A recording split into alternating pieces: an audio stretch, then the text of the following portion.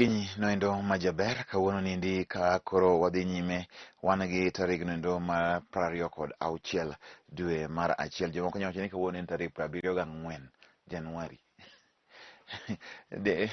Tarik 74 ni ing'eni date 74 mar Januari 2022. Kata kamano endo magi weche mantie na oboke kaendi adek. Oboke adek gi eki nitiere The Standard, nitiere The Daily Nation kod oboke ma The Star. Abro luwo momna matin weche go mantiere iye mondo koro ibende ing'e ni to koro ang'o gerie mantiere. Raila Ruto fits in Kalonzo's hands. Sani endi koro hap Raila kod Ruto e yiero mabiro niendi koro biro mabedo e lwet Kalonzo.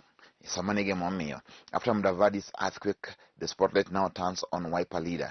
Whichever way he plays his cards will have a major impact on former PM and DP's fortunes at the ballot. Where will he place his bet? Kalonzo bro chung kaka enno. Mondo mi kura ne madeo dhi konchiel.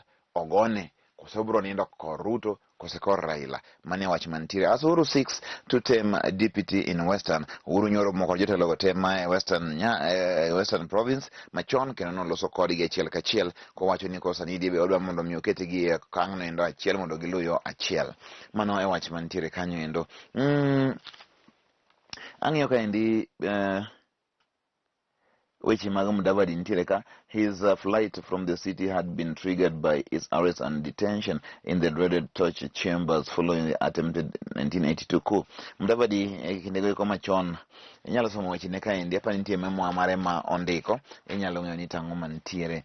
Ka ng'iyo kaendi pod ne nitie ringre ji ariyo moko ma koro nochako gol kende River Yala maendi sama bende koro achiedh nadi mar jogo eko bende koro yudo ka ringre gi sanindi okaw kendo ojwang' River Yala pod medo mna dhi nyime kanyo.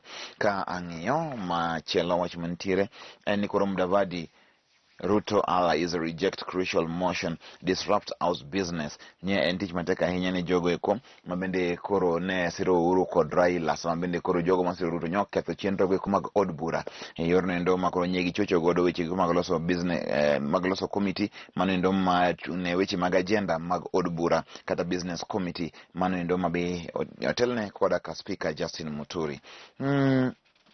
Uhuru moves to clip Ruto wings in race for Western. Mane wacho mantiere sani koro udoma mondo mikoro uthir manendo ma en oteku mar Ruto e gwenge mag Western. Boost for Raila as more leaders back Azimio.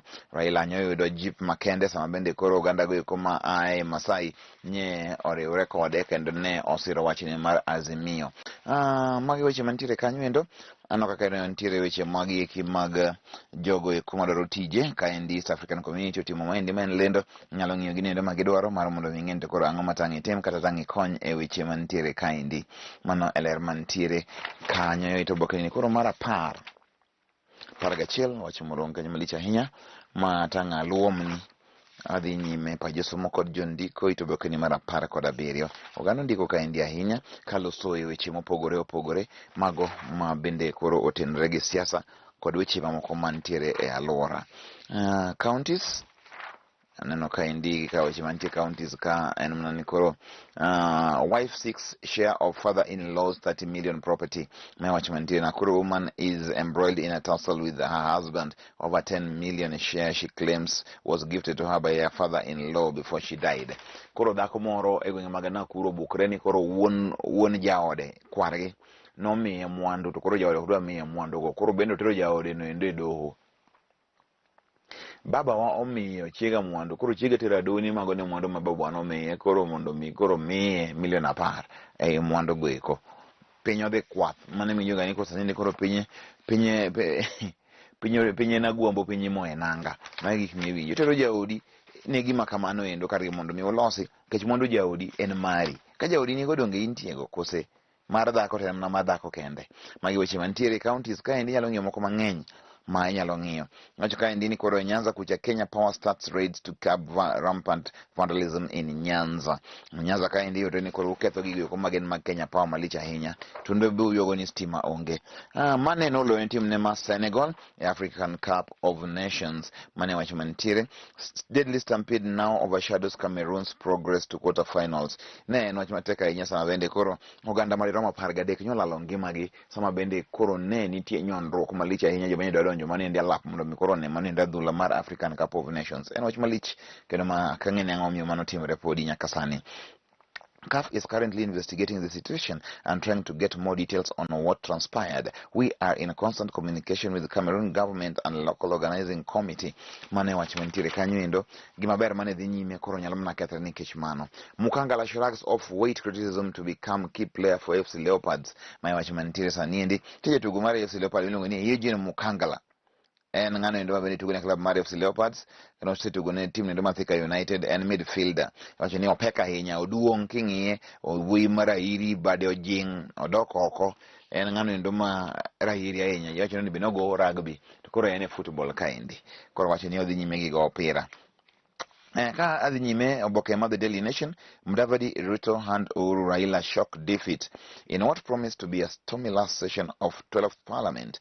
MPs allied to DP Ruto, ANC leader Musalia Mudavadi and 40 Kenya Mrs. Wetangula have ganged up to paralyze Parliament. Mawachimakoro nitika indi wachimalicha hinya Ruto gini koro ikre ma mondo mi koro giketh weche mang'eny mag mabro dhi nyime e od bura. Somane mondo iwinj to koro enang'o.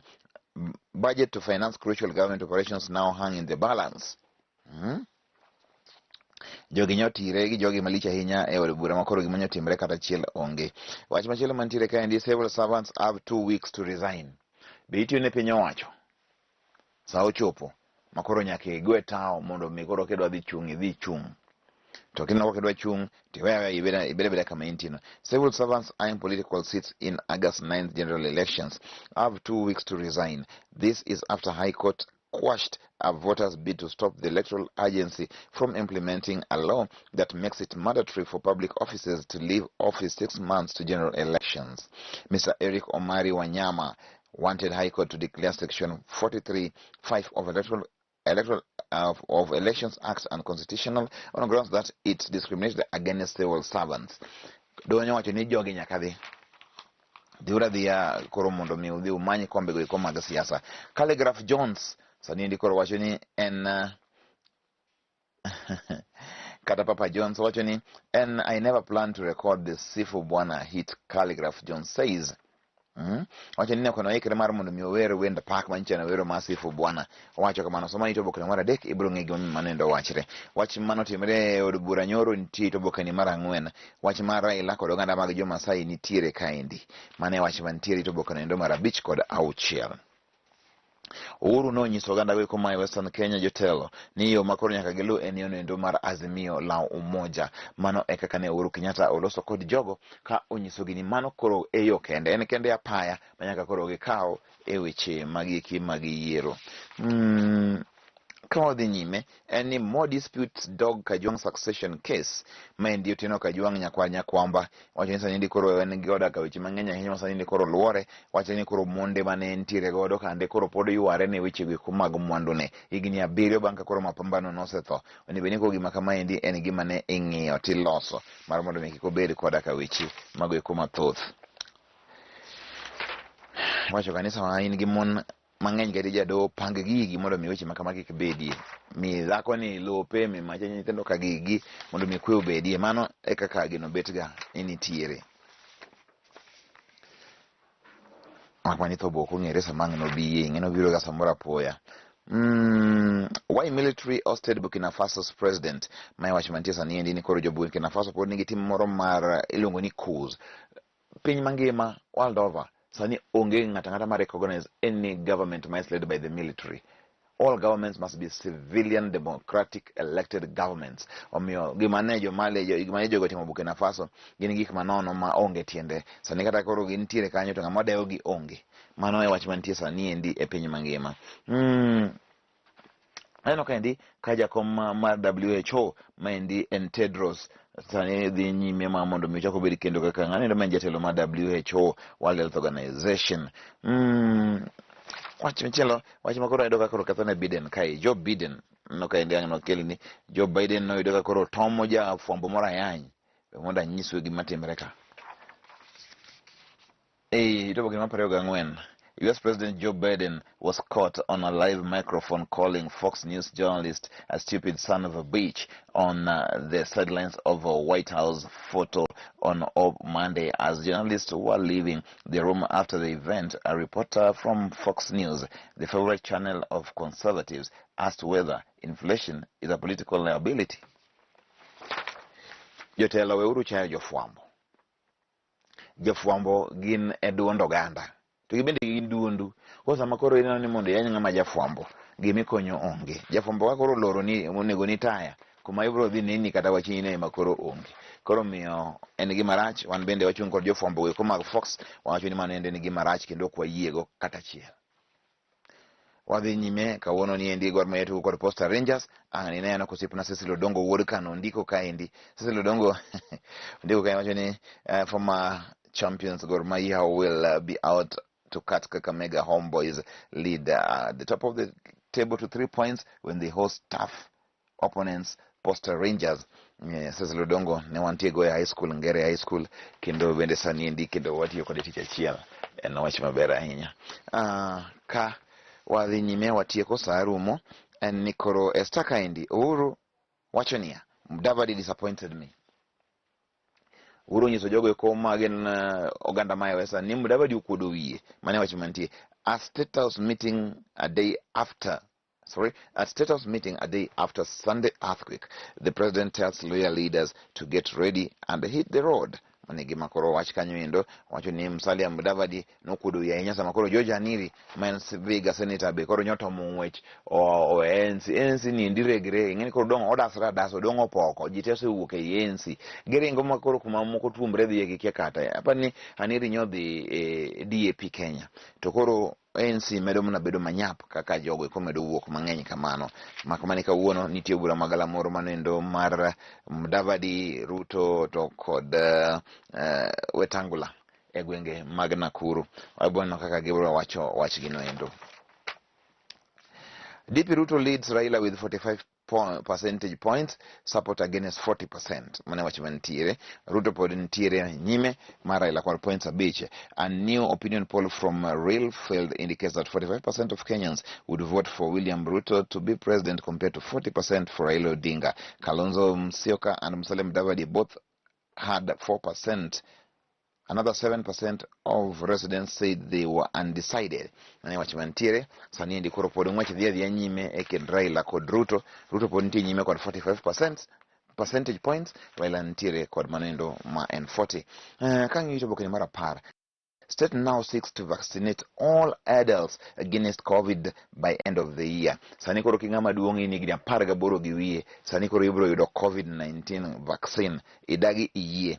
As at Sunday, 11.5 million jabs had been administered across the country, 6.3 million being partial vaccinations, 5.08 million full vaccinations, and 36,792 administered on teens. Mane wachwentire, beine kwithni, mariji madirom million auchiel, mose yudo mago magen full vaccination, kapodi tema mondo mi ichop kanyo.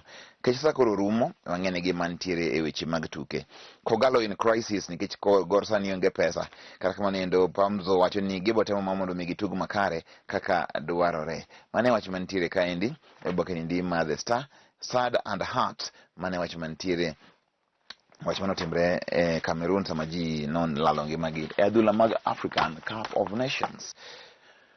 Ma ema koro kela e giko mar nonro mar Oboke okinyi masani. Med bedo kodwa e chenro mamoko. Nyinga en Nick Okello.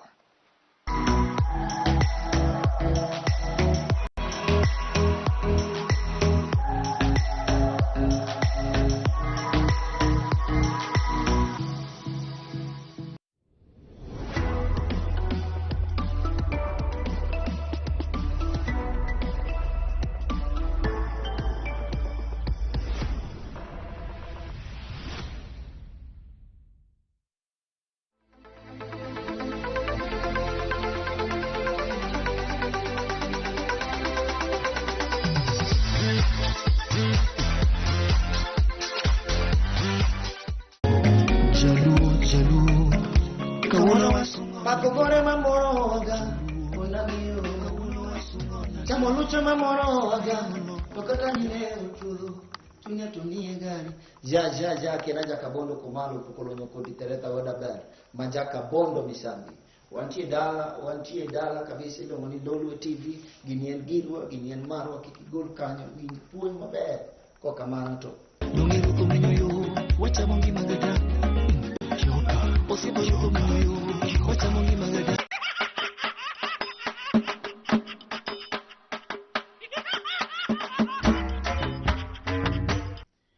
let us respect the women. Waluor joma mine. Da kopo ni atidhi e party to dhako no siko goni koko pile pile ni ide koko. Wi wadwa jiolore paro. Mi nyako no luor. Koro ambi wadwa oli paro sana jiolore paro. Kon gigi tim nango bwana we chayo dhako no ni podi donje ot sabi. Koro ka ina penji. Wuok tich dhawni, tidoke od gotieno. Tich ariyo bete dhawni. Tich adek podi nano. Tich ang'wen podi chak idok ot gotieno. Nendo mondo kinyi mondi. Kinyi mon go kinyi kori mondo chon. Kopo ni ati ni otamore ni ati idhi kumoro tineno kidhi abodeko to dhako be nosedhawni. Nendo koro chak nendo ga ipati ti mondo go kinyi. Koro nendo to kinyi idok chon. Koro mondo chako penje ni deko. Nikech kidhi gotieno ting'eni koro osedeko. Osedeko sa nindo en kare. Mano to en kare. En kare. Oseni mama sa nindo chiemo. Ng'amo nendo tichiwo nango. Mano rach. Ine ma nendo oko. Nindo oko mondo iwe onindi gi kwe. Nindi gi kwe. Koro kinyi. Kinyi mondi ka piny ler. Kinyi mondi ne ka piny ler. Tok ni ati ni duongo ne ng'ato dhot gimoro sa 5-6. Iyo ka samoro budhaw ni biro ichiew ne nyithindo kosa neno. Kinyi mondo ka nyithindo osechiew neno. Koro kichiew nyithindo. Koro in pa koro nyithindo buni baba. In nendo oko. Nendo oko makata shogo kata kuonde midhiye go pangore dwe. Nendo oko dwe. Kata kiwinjo ko dhaw ni duogo ikete gi muro chiemo. Kinyi duogo ka piny ler. Koro kinyi bisa 7 sama chiemo liet. Koro mo cham okomo mosetedo dong muru chiemo machande machande nendo ko bisa lunch cham chiemo to chake dhi jiolore paro wadwa oli to kiki cham miyo no ni duogo ne ot gotieno wasedagi we duogo ne dhako no wasedagi mana tia nende kendo mama to mondi donjine to kopo no jako biro ni ot gotieno donjine dangi chando dhako na ok owinjo we chando dhako no ok owinjo dong apo ni giwinjo giwinjo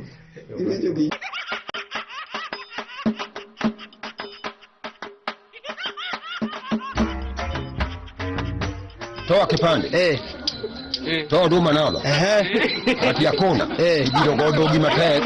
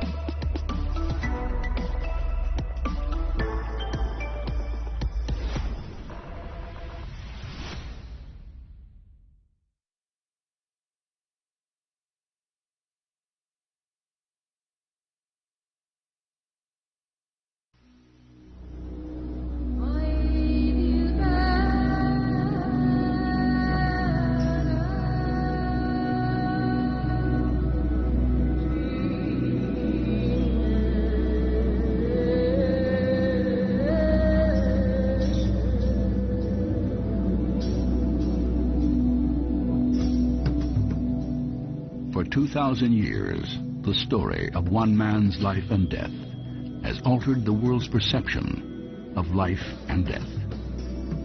In an ancient city, a Jewish carpenter was hailed as a king, betrayed by a friend, and executed between two thieves during the most significant week in the history of the world. Accounts of this timeless drama have inspired 50 generations of artists and theologians, philosophers and kings, as its power has pierced the darkest moments of the human experience with the ultimate message of forgiveness and hope. This story, so enduring and revered, is called The Passion of Jesus Christ.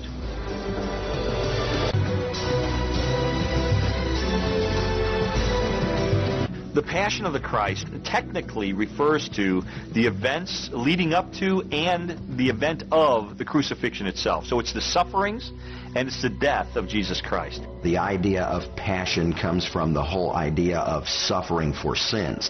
His suffering is not just for himself, but it's for us. It is the greatest story ever told. Most accounts of the Passion of Christ describe a similar sequence of events. On a Thursday evening, Jesus and his disciples gathered to celebrate the Passover, the annual commemoration of Israel's liberation from bondage in Egypt.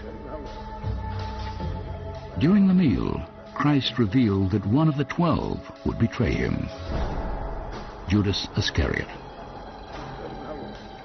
Later that night, Jesus traveled with his disciples outside Jerusalem's walls to a garden on the western slope of the Mount of Olives. While he agonized in prayer, Judas led a detachment of soldiers into the garden and identified Christ with a kiss. Jesus was arrested and taken back into the city. There he stood in judgment before the Jewish high priests and the Roman governor Pontius Pilate. After an interrogation, Pilate ordered that he be beaten, and then, succumbing to the demands of an angry mob, crucified. Through the crowded streets, Jesus carried the instrument of his execution. And at Calvary, he was nailed to the cross. By late afternoon, he was dead.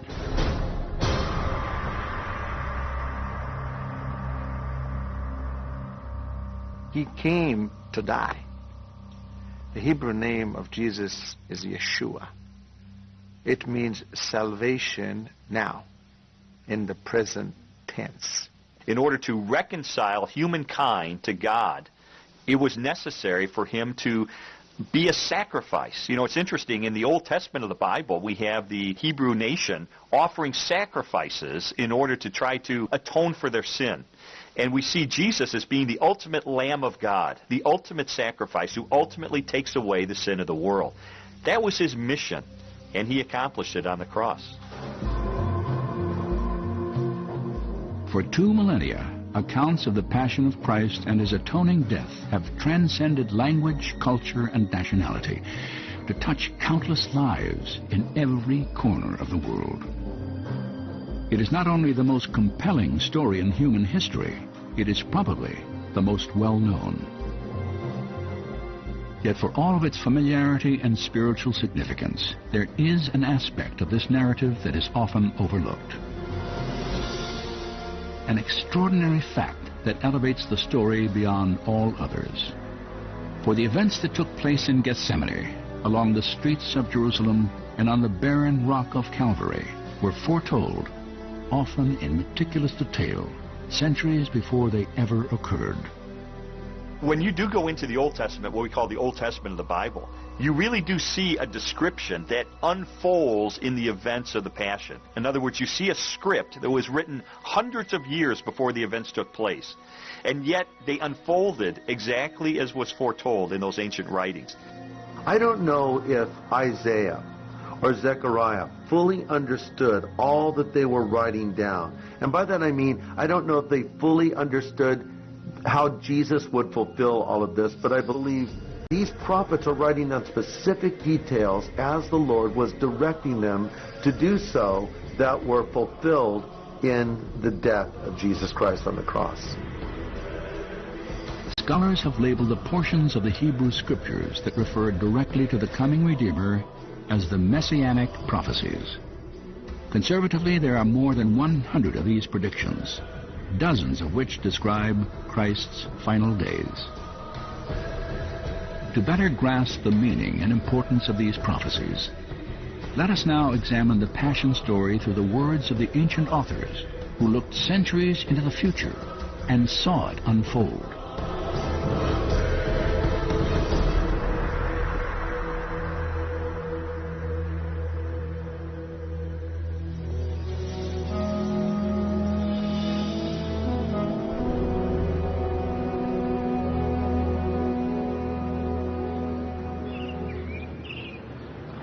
Tradition holds that the final week of Christ's life began near the now sealed Golden Gate in the eastern corner of Jerusalem. On the 10th day of the Hebrew month of Nisan, Jesus entered the city, an event described in all 4 New Testament Gospels.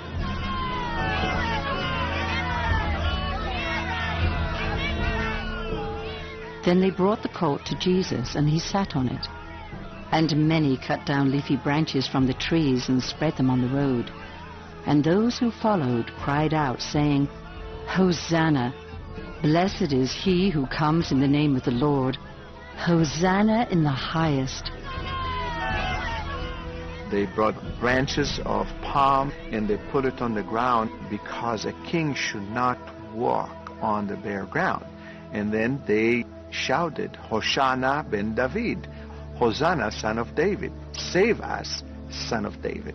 Meaning they have recognized him when saying save us as the Messiah.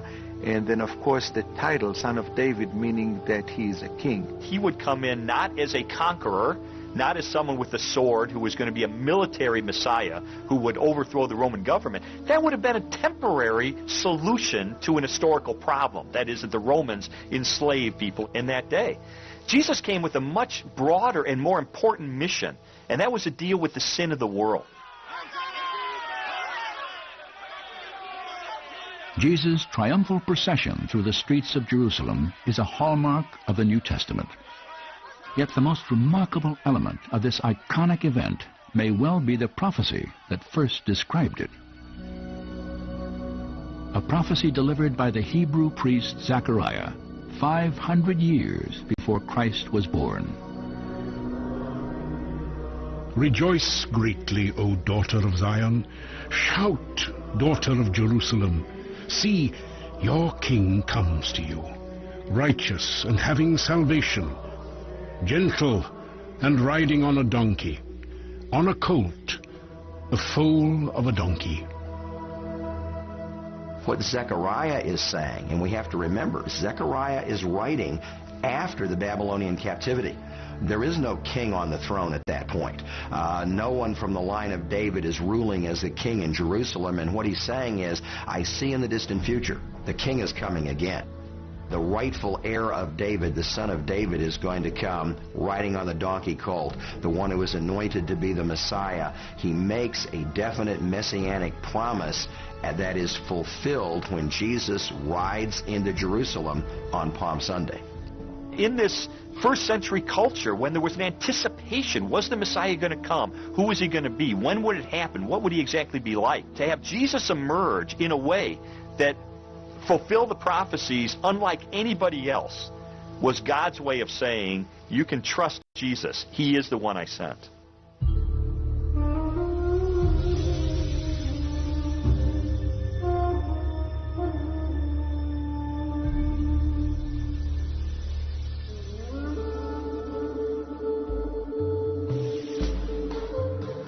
Following his entry into Jerusalem, Jesus spent the first part of the Passover week preaching to the crowds, healing the sick, and confronting the Jewish priests in the courtyard of the temple. His miracles and message angered the religious leaders so much, they decided he must die. On Thursday morning, Jesus instructed his disciples to prepare a room in the city for a celebration of the Passover feast. That evening, during the meal, he offered his own prophecy of impending death and resurrection. During the Passover Seder meal, he took the bread and he broke it, and he prayed. Most people don't know what he prayed. And he prayed a Hebrew prayer that is being prayed until today. And he said, Blessed are you, O Lord our God, King of the universe, who brings forth bread from the earth. And when he said, I am the bread of life, and he said, take, eat. So he was prophesying to the disciples that he will be put to death, and he will be in the grave, and God the Father will raise him up. Blessed are you, O Lord our God, who brings forth bread from the earth. Meaning his body will be in the earth, and it will be resurrected. As the disciples shared in the rich symbolism of the Passover meal, only Jesus was aware that one of them planned to betray him. After this, Jesus was troubled in spirit and testified, I tell you the truth, one of you is going to betray me, the one to whom I will give this piece of bread when I have dipped it in the dish. And he gave it to Judas Iscariot. Judas, no surprise to Jesus, for it had been predicted by the prophet David 1,000 years before Christ broke bread with his disciples in the upper room. My close friend, he who shared my bread has lifted up his heel against me. The specific details in that passage remind us that he's not just going to be betrayed by anybody, but by a friend, and then a friend with whom he breaks bread. You can't miss the fact that this is Judas at the Last Supper. It is so obvious that the prophecy literally shouts to us about its fulfillment in the New Testament. The prophetic vision of Jesus' betrayal did not end with David's words in the 41st Psalm. In 500 BC, Zechariah also foretold another crucial detail. I told them, if you think it best, give me my pay. So they paid me 30 pieces of silver. The fulfillment of Zechariah's prophecy occurred more than 5 centuries later and is recorded in Matthew's Gospel. Then Judas Iscariot went to the chief priests and asked, "What are you willing to give me if I betray him to you?" So they counted out for him 30 pieces of silver.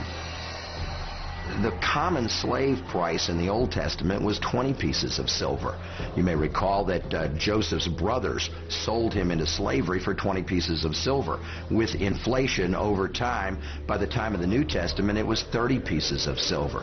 Jesus was betrayed for the price of nothing more than a common slave. For Zechariah in the Old Testament era to predict that it would be 30 pieces of silver, not 20, was contrary to the economics of the day, and yet it had a prediction involved in it that it would be exactly that amount of money. Each detail tells us specifically what is going to happen so that when it occurs, it is obvious this is the fulfillment of it.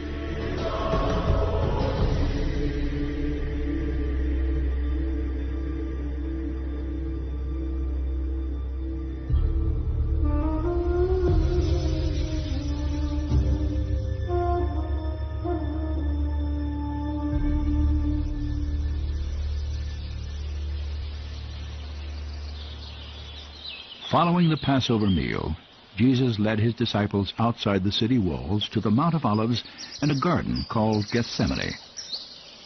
It was a place they had often gathered during the 3 years of Christ's public ministry. I've been in that garden many times. It's one of the most beautiful spots on earth. You stand there among the olive trees that are still there all these centuries later, and you're looking right back into Jerusalem. As they are there that evening, some of the disciples in one place, he takes the 3 from the inner circle, Peter, James, and John. They go further into a deeper recess of the garden. It is there that Jesus throws himself on the ground, that he calls out to the Father and prays. "My Father, if it is possible, may this cup be taken from me. Yet not as I will, but as you will." As Christ agonized in prayer, he asked God for the strength to face the ordeal he knew was about to unfold, an ordeal described by the prophets centuries earlier. We must understand that the decision to go to the cross of Calvary was first made under the olive trees at Gethsemane. And we know Jesus was under pressure because, being God, he had foreknowledge. He knew what was ahead. He knew that he was going to be betrayed by Judas Iscariot. He knew that he was going to bear the sin of the world. He knew that he was going to be crucified, that his back would be torn open. But I think the thing that he recoiled from the most was the knowledge that he who was holy and pure and sinless was going to take upon himself all that was unholy and impure and sinful. So indeed, it was the passion.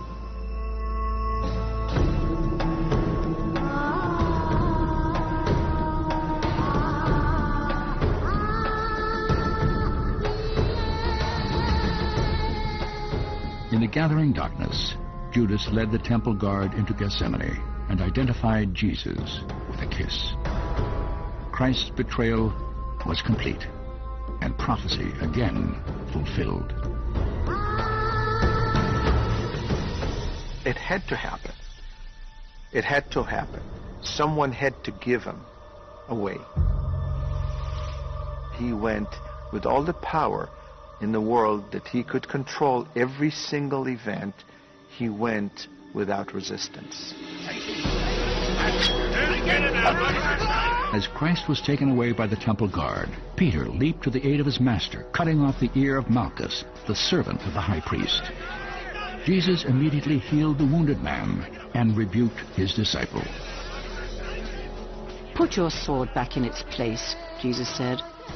"Do you think I cannot call on my Father and he will at once put at my disposal more than 12 legions of angels? But how then will the scriptures be fulfilled that say it must happen in this way?" Jesus dares to say that all the prophecies, the pictures, the illustrations in the Old Testament all point to me. He goes to the cross knowing what it is all about. He faces the prediction of these prophecies, knowing their fulfillment is not only that of the blessing of the kingdom yet to come, but of the suffering of the servant who must die in our place.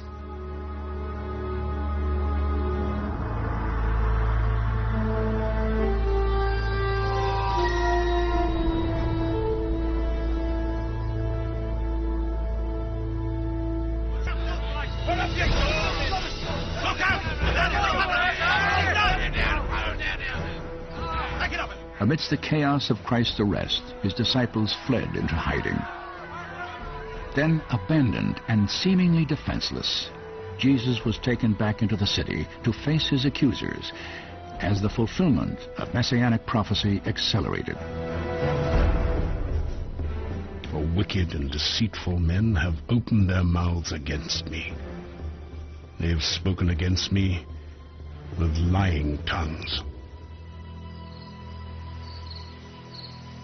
On Friday morning, Jesus was subjected to 2 trials, one Jewish and religious, the other Roman and secular. In the first, many believe he was led up these steps to the home of the high priest, where he was interrogated by a hastily convened meeting of the Sanhedrin, the supreme Jewish council.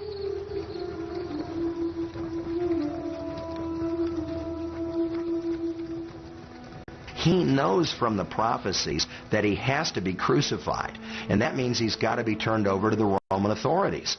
The Jews don't have the authority under Roman government to crucify anybody.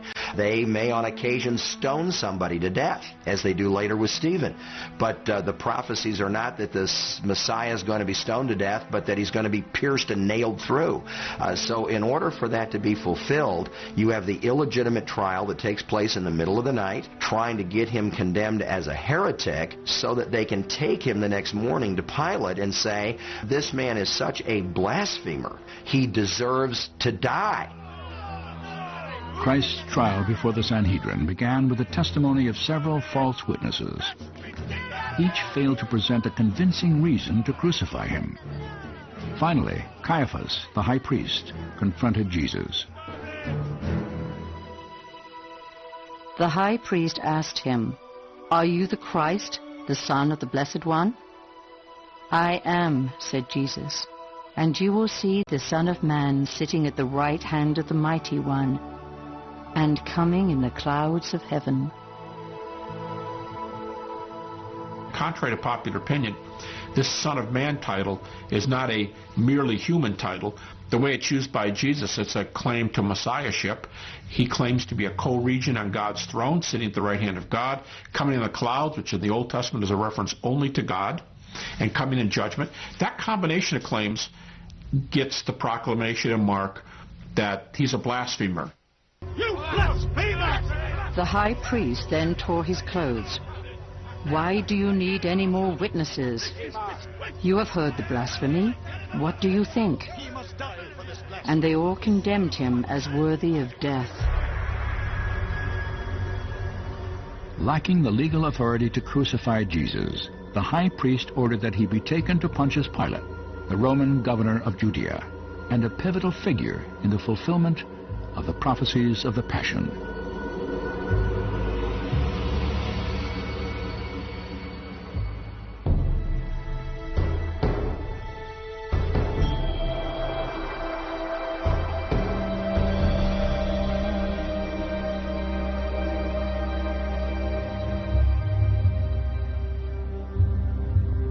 Sanhedrin's decision to send Jesus to Pilate, a verdict that assured almost certain execution, stunned Judas Iscariot.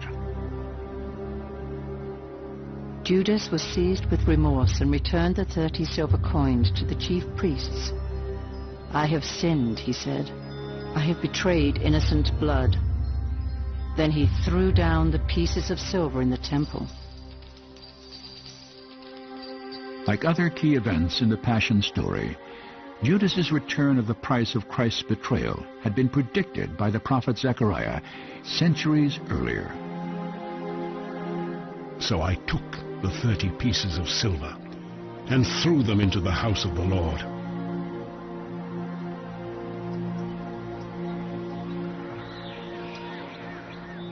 Beyond the southern wall of Jerusalem, the Hinnom Valley remains a testimony to the night of Christ's arrest and trial, and the fulfillment of messianic prophecy. After Judas angrily returned the silver he had been paid, the high priest used the money to buy a small parcel of this land. There, the clay used to make the temple pottery was once excavated, so it was called the Potter's Field. And the Lord said, "Throw it to the potter," that handsome price at which they valued me. So I took the 30 pieces of silver and threw them into the house of the Lord, to the potter. God is a stickler for detail. We see this from Genesis to Revelation. And it's very important to God that the I's are dotted and the T's are crossed. And I think he wanted us to see that in the death of Jesus, it was exactly as the Old Testament prophets had said it would be.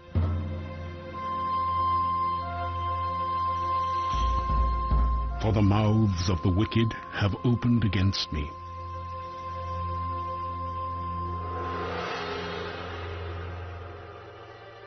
At daybreak, Jesus was taken to the halls of the Roman Praetorium to stand trial before Pontius Pilate. The Jewish religious leaders wanted Pilate to order his immediate execution. We know from ancient writings that Pilate, he's not the kind of person who is slow to hand somebody over to death. He's not somebody who, oh boy, I don't know what to do. I'd really rather not kill this guy. I don't want to shed blood innocently. I don't think that's Pilate. Perhaps Pilate genuinely did see that this man was not worthy of death on political grounds that the Jews were claiming. And if there's a spiritual thing here, if you guys say he's offended your law, well, then you take him and try him. That's not my issue. So Pilate asked the Jews, "What charges are you bringing against this man?"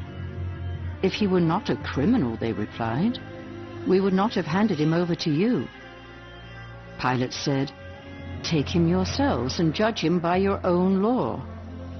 But the Jews objected. "We have no right to execute anyone." In an attempt to free himself from the responsibility of judgment, Pontius Pilate sent Jesus to Herod Antipas, the ruler of Galilee, who was in Jerusalem for the Passover. However, like Pilate, Herod had little interest in condemning Jesus to death, and was instead content to humiliate him. Herod plied him with many questions, but Jesus gave him no answer. Then Herod and his soldiers ridiculed and mocked him, and dressing him in an elegant robe, they sent Jesus back to Pilate.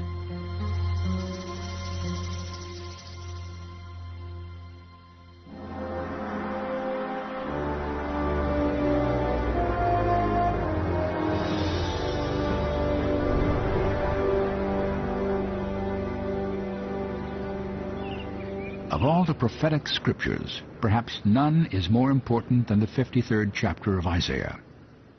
This remarkable vision of the future, written in approximately 700 BC, has been called the cornerstone of messianic prophecy. It was so powerful that when Isaiah received the vision, that he said, nobody's going to believe it. That's how he starts. This whole prophecy shook his inner being because God has given him a complete picture and detailed description of what like what he's going to do and how he's going to die. And I mean, there are other prophecies that come together with that, but this is really the central column of messianic prophecies. The accuracy of Isaiah's prophetic vision is underscored in the biblical accounts of Christ's trial before Pontius Pilate. By arrest and judgment, he was taken away. We know historically that Pilate was walking on eggshells with the Jewish people. He had had some earlier confrontations with them, and he did not need another confrontation. I think if it was within his power and he was not already in a conflicted situation with the Jewish people, he would have released Jesus. But because if he had one more incident, it could be a riot, he had to do something. Again, God was behind the scenes orchestrating these events. In their second encounter, Pilate interrogated Jesus alone in his chambers. Pilate asked him, "Are you the king of the Jews?" Jesus answered, "My kingdom is not of this world, but it is from another place. For this reason I came into the world to testify to the truth. Everyone on the side of truth listens to me." Stunned by the power of Christ's response, Pilate turned away to address the crowd that had gathered in the courtyard of the Praetorium. "I find no basis for a charge against him," Pilate said. "What shall I do then with Jesus who is called the Christ?" They all answered, "Crucify him." Despite the Jews' rejection of his appeal for mercy, Pilate made another desperate attempt to save Jesus from the cross. He ordered that Christ be beaten and scourged. He was led like a lamb to the slaughter. People in the ancient world understood what a Roman flogging was like, and that it was a horrendous beating that left Jesus in hypovolemic shock, which is shock because of great blood loss.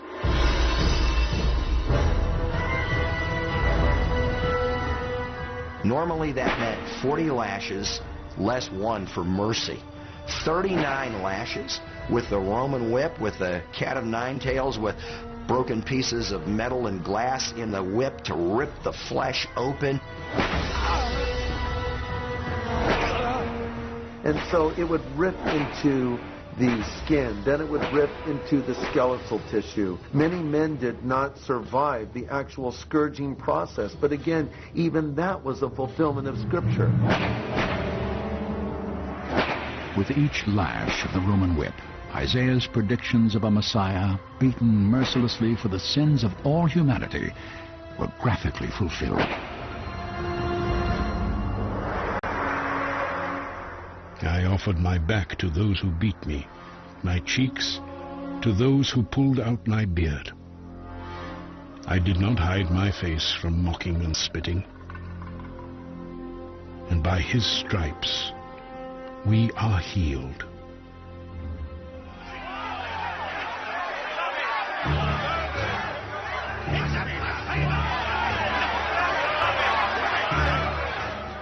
Following Christ's brutal scourging, Pilate appealed to the crowd for the final time. He presented Jesus, beaten and crowned with thorns, with the hope they might have mercy upon him. When Jesus came out wearing a crown of thorns, Pilate said to them, "Behold the man." The chief priests shouted, "Crucify! Crucify!" "Here is your king," Pilate said to the Jews. "Shall I crucify your king? We have no king but Caesar. Crucify him." When Pilate saw that he was getting nowhere, he took water and washed his hands in front of the crowd. "I am innocent of this man's blood. It is your responsibility."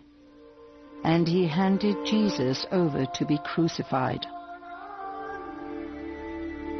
Now we have to understand that in the plan of God, all of this would fulfill what God had predicted in the future.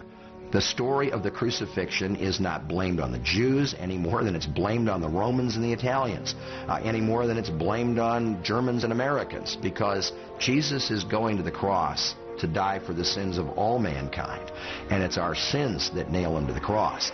These are merely the human players in the story, and the amazing thing is we would never remember who Pontius Pilate was. We would never remember who King Herod was. They would have been forgotten by the sands of time had their lives not intersected the life that really matters in the story, and that's the life of Jesus Christ. And he rises above the critics, the Pharisees and the scribes and the priests. He rises above the Roman governor until you are transfixed on one life, one Savior, one man who is willing to die for the sins of the world because he is God incarnate in human flesh.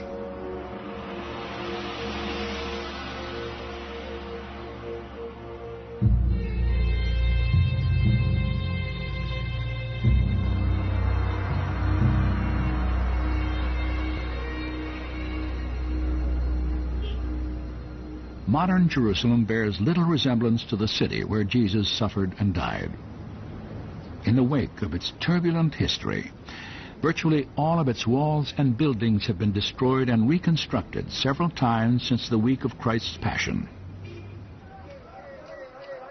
Yet today, pilgrims from throughout the world are still drawn to the narrow streets of the eternal city to reflect upon a death unprecedented in its meaning, anguish, and prophetic significance. The crucifixion itself was designed by the Romans to extract maximum suffering. The streets going into the cities of Rome were often lined with crucified men as a warning to anybody who would dare to defy this political power. So it was designed to humiliate, to torture, to bring pain, and ultimately, over a period of days, to bring death. So the soldiers took charge of Jesus. Carrying his own cross, he went out to the place of the skull, which is called Golgotha.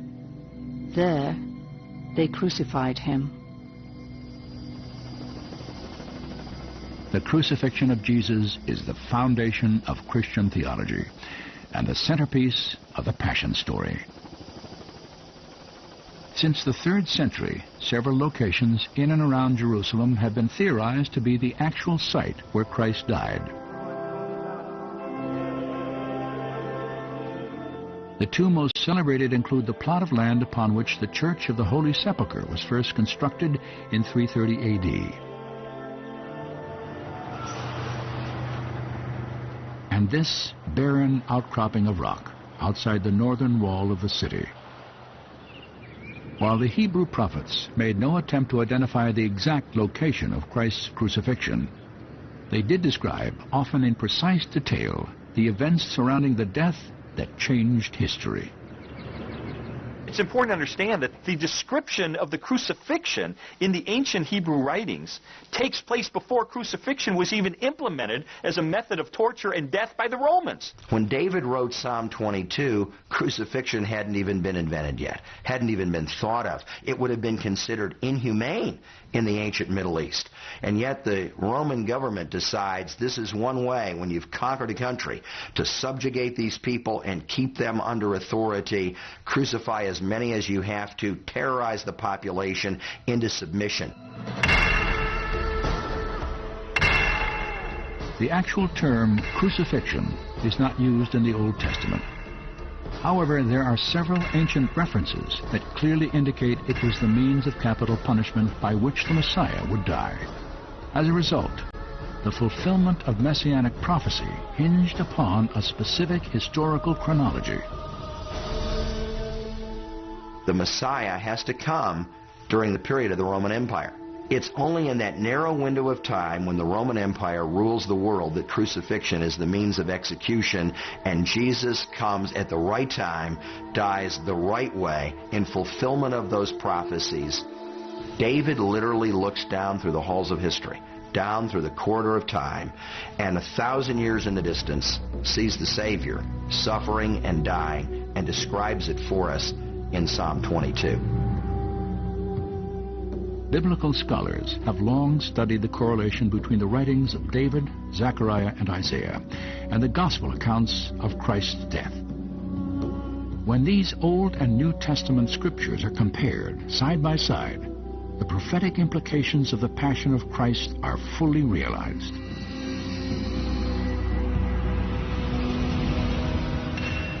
A band of evil men has encircled me. They have pierced my hands and my feet. And they nailed Jesus to a cross. To intensify the pain of crucifixion, Roman soldiers attached victims to the cross by driving spikes 5 to 7 inches long through the hands or wrists and feet. Like David, the prophet Zechariah foretold the wounds created by this torture centuries before the nails ever pierced Christ's body. They will look on me, the one they have pierced, and mourn for him as one who mourns for an only child.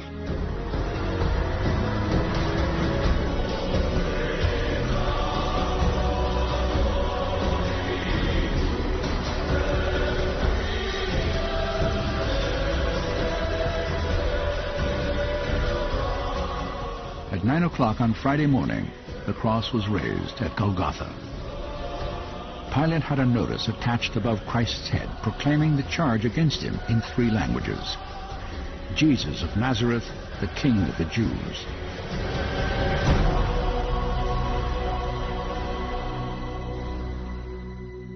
During the next 6 hours, at least 12 specific prophecies were fulfilled.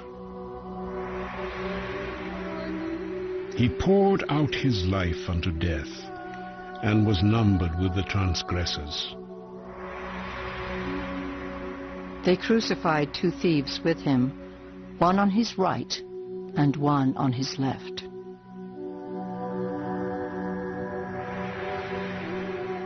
All who see me mock me. They hurl insults, shaking their heads.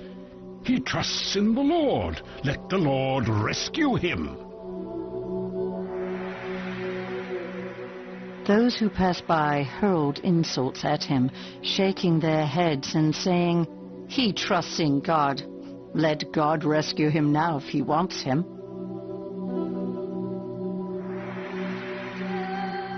They divide my garments among them, and cast lots for my clothing.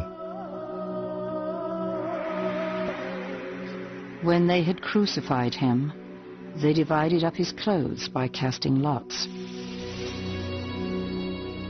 That was, again, typical of Romans. You strip the guy's clothes off and put him on the cross, and so any of the clothing that was yet considered of any value at all, they would gamble for. So here are the soldiers gambling at the foot of the cross to see who gets the robe of Jesus, and that's predicted in Psalm 22, 1,000 years before the time of Christ, that they have encircled me, that they're taunting me, and in all of that, all of the prophecies of Psalm 22 and Isaiah 53 are fulfilled in minute detail in the death of Jesus Christ.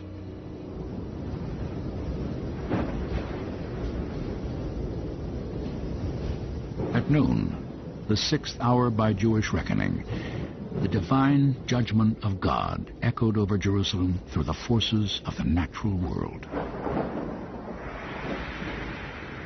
In that day, declares the Lord, I will make the sun go down at noon and darken the earth in broad daylight. From the 6th hour until the 9th hour, darkness came over all the land. As the skies darkened and the temperature dropped, Jesus, nearly dead from loss of blood, summoned his last reserve of strength to call out to God, as messianic prophecy again came to fruition.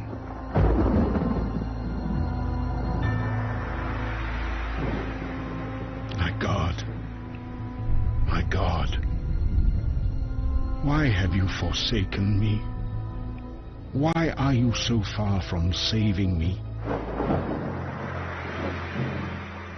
About the 9th hour, Jesus cried out in a loud voice, my God, why have you forsaken me?"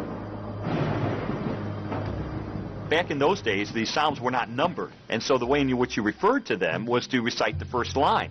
Well, what is Psalm 22? It's a messianic psalm. It has predictions about the coming of the Messiah, and he was, in effect, there on the cross, applying that to himself, saying, Psalm 22 is coming true in me today. My strength is dried up, and my tongue sticks to the roof of my mouth. They gave me vinegar for my thirst. Later, Jesus said, "I am thirsty."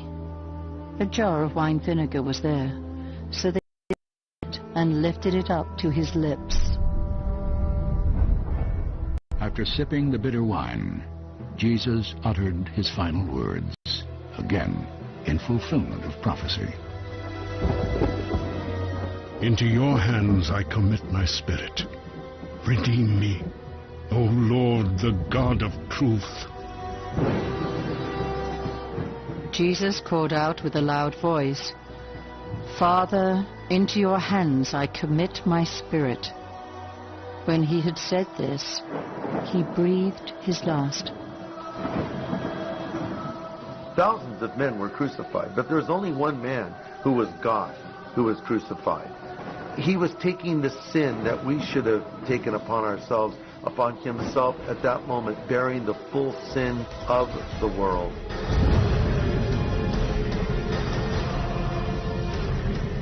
At that moment the earth shook and rocks split.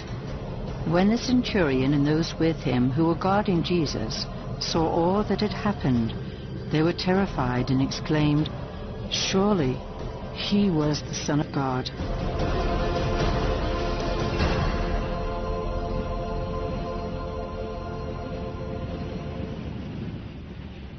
Now it was the day of preparation, and the next day was to be a special Sabbath. Because the Jews did not want the bodies left on the crosses during the Sabbath, they asked Pilate to have the legs broken and the bodies taken down. In crucifixion, it is basically a slow death by asphyxiation. You are unable to breathe properly, and you ultimately suffocate. And so to hasten death on the cross, Romans would typically take a heavy mallet and shatter the shin bones of the victims of crucifixion so they could no longer push up on the cross and breathe properly. He protects all his bones. Not one of them will be broken. The soldiers therefore came and broke the legs of the first man who had been crucified with Jesus, and then those of the other. But when they came to Jesus and found that he was already dead, they did not break his legs. By the time he came to Jesus, Jesus already gave his spirit to the Lord because he was in total control. You see, no one could take it away from him, so he controlled every single second on the cross, and it was just at the perfect time when the Passover lamb is going to be sacrificed at about 3 to 4 o'clock in the afternoon, that when he gave his life. And Yeshua has predicted that, and indeed it came to pass.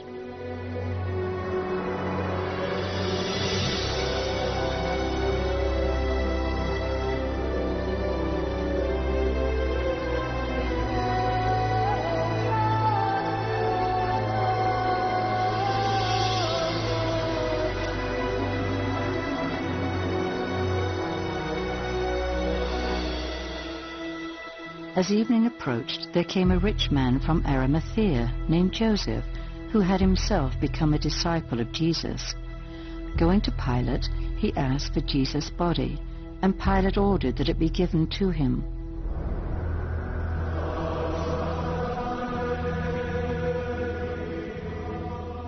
So Joseph bought some linen cloth, took down the body, and wrapped it in accordance with Jewish burial customs.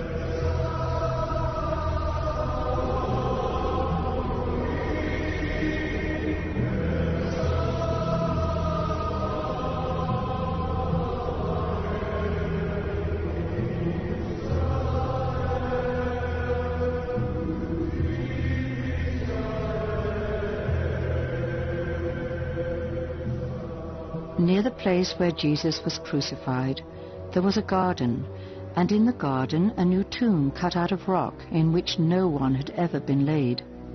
They placed Jesus there, and then rolled a stone against the entrance of the tomb.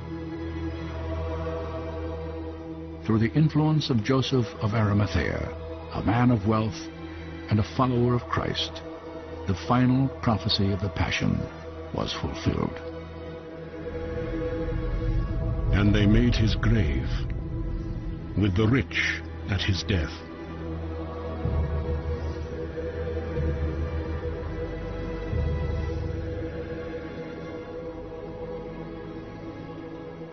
I think that we have to look at the Passion of the Christ through the lens of these prophecies. This is more than just a story about someone who comes and dies and claims to be the Son of God and the Messiah. It is a fulfillment of these prophecies against all mathematical odds in a miraculous way that validates the claim of Jesus Christ to be who he claimed to be. God, in a sense, created a fingerprint. He said, I'm going to provide predictions. Whoever fulfills these predictions, you will know he is the Messiah who has come to save Israel and the world. These are very specific details that are given in the Old Testament that are fulfilled in the New Testament. Because I think when you see the prophecy and then you see the exact fulfillment in the New Testament, it all fits together perfectly. Messianic prophecy and New Testament accounts of the Passion of Jesus Christ. In these sacred texts, authored centuries apart, prediction and fulfillment have converged to reveal a message for the ages. There is a passage in the Old Testament where God speaks and says, I can declare the end from the beginning. I can predict the future. There is no God like me in all the world. Christianity is the only religion that is based on 100 prophecies clearly being fulfilled in the life of the founder. It's obvious that these prophecies were intended for us to see the fulfillment in the person of Jesus Christ. That's why they were given in the first place. For 2,000 years, these prophecies have withstood the critical scrutiny of historians and scholars to forge a compelling case that a carpenter from Nazareth was indeed the promised Messiah. Yet the full significance of these predictions extends beyond Christ's suffering and death. You will not abandon me to the grave, nor will you let your Holy One see decay. And after the suffering of his soul, he will see the light of life.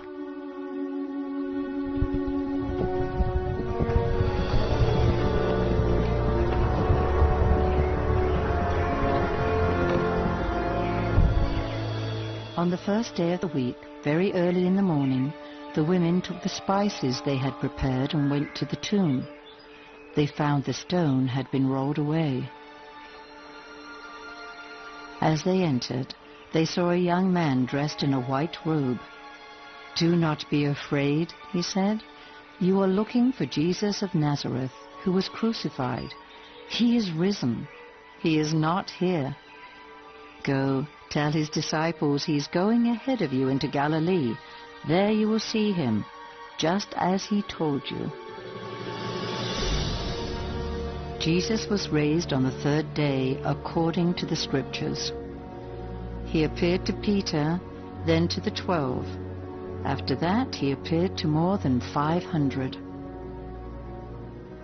The resurrection of Jesus Christ is the crowning moment of the Passion story, and the prelude to a host of prophecies yet to be fulfilled. Over 100 prophecies in the Old Testament that predict details about the first coming of Christ. There are 300 prophecies about the second coming of Christ. I think as we look at the prophecies of the Passion and realize that they were fulfilled exactly as God said they would, that should give us great comfort in knowing that when he says things are yet to happen, they will happen in the way that he stated. He is coming back again. Jesus said, "I will come again to receive you unto myself."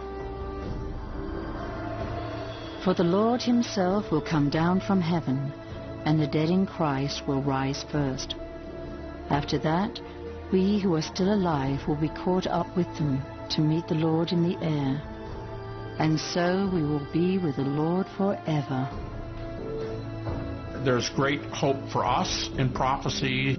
Jesus has died, salvation has been secured, Jesus has been raised from the dead, the doors of heaven are open, and now we await for his return. But God has already given us substantial evidence by working these things out, by raising him from the dead. We have a great hope to look forward to.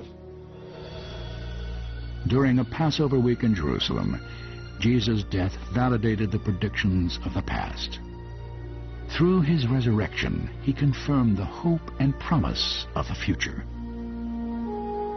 There is hope, and the hope is in the Messiah that will give us eternal life, and that will never end. There will be no suffering. There will be no tears. There will be no worries for mankind. Everything will be taken care of, and the Lord will see to us that we live with him, and he will be our light, and he will be our God through eternity. Because he died on that cross, he will come again. The first time he wore a crown of thorns.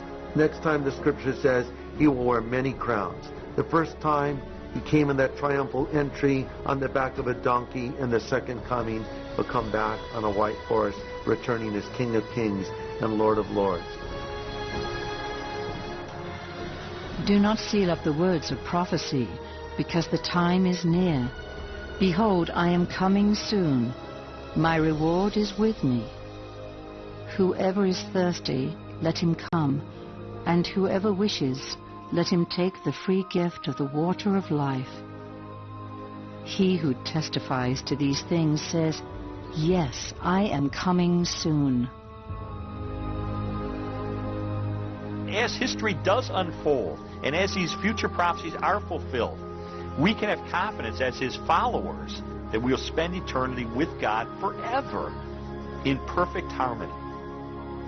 That gives me great confidence about the future. It gives me great peace about the future. And it tells me that as a follower of Jesus Christ, I have nothing to fear about the future. And Jesus said, the Christ will suffer and rise from the dead on the third day, and forgiveness of sins will be preached in his name to all nations. Everything that is written by the prophets about the Son of Man will be fulfilled.